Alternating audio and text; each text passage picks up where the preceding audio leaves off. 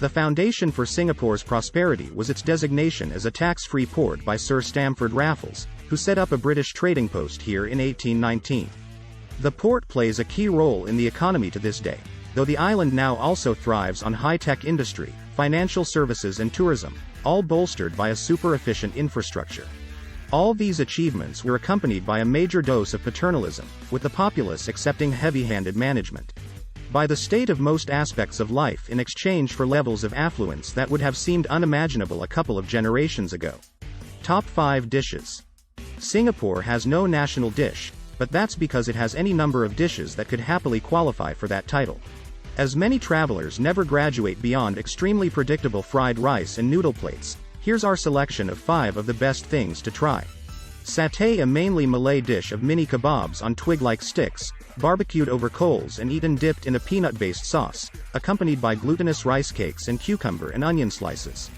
Fish head curry. Many Indian restaurants offer this fiery stew containing a large fish head, eyes and all. The cheeks are the best bits. Chicken rice, widely available at hawker centers. This Hainanese speciality features steamed chicken served atop rice cooked in chicken stock, served up with chicken consommé, the simplest of concepts, but incredibly satisfying. Chili crab. Whole crabs wok fried and served in a gloopy gravy made with tomato, chili, garlic and a little egg. It's mainly served at seafood outlets, though some ordinary Chinese restaurants offer it too. Laksa, a Peranakan classic of rice noodles, prawns and other morsels steeped in a rich, spicy, curried coconut soup. Not hard to find at hawker centers and food courts. Chinatown. The 2 square kilometers of Chinatown, west and south of the Singapore River, were never a Chinese enclave in what is, after all, a Chinese-majority country, but they did once represent the focal point of the island's Chinese life and culture. More so than the other old quarters, however, Chinatown has seen large-scale redevelopment and become a bit of a mishmash. Even so, a wander through the surviving 19th-century streets still unearths musty and atmospheric temples and clan associations, and you might hear the rattle of a game of mahjong being played. Shophouses. Though Singapore has no shortage of striking modern buildings, it's the island's rows of traditional shophouses that are its most distinctive architectural feature.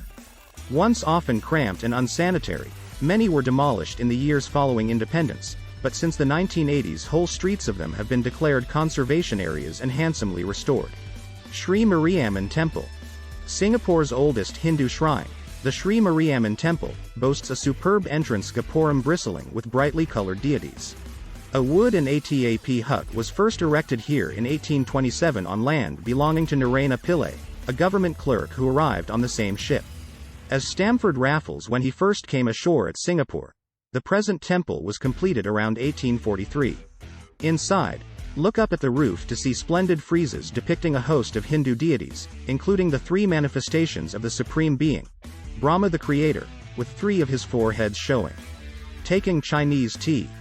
At 2 Tanjong Pagar tea houses, Tea Chapter and Yixing Yuan Tea House, visitors can glean something of the intricacies of the deep Chinese connection with tea by taking part in a tea workshop lasting up to an hour.